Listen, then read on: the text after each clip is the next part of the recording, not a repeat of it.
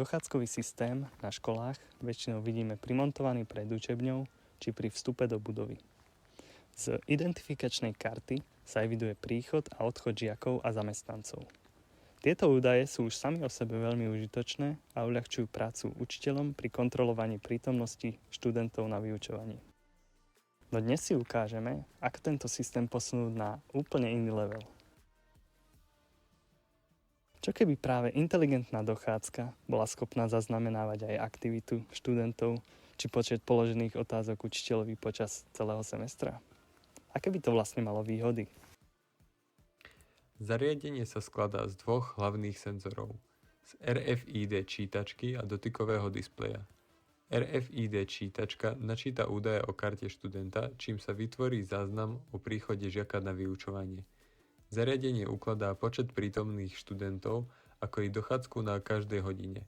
Údaj o počte prítomných sa dá využiť pri ovládaní svetiel, kedy sa pri väčšom počte ľudí zapne viac svetiel. Sledovanie dochádzky je zasa uľahčené, pretože môže učiteľ tieto údaje získať aj spätne niekoľko hodín po skončení hodiny.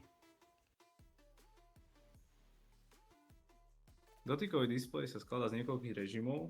V momente, ak učiteľ počas vyučovania zadá samostatnú úlohu študentom a dá im čas na vypracovanie, na displeji sa zobrazia tlačidlá pre odovzdanie a požiadanie o pomoc. Ak si študent stihne zadanie vypracovať počas hodiny, na základe tejto informácií mu môže byť pridelený bod aktivite. Učiteľ si môže kedykoľvek skontrolovať, či študent skutočne odovzdal funkčné a vypracované zadanie. Funkcia požiadať o pomoc informuje učiteľa a učiteľ má možnosť pomôcť študentovi na základe tejto informácie.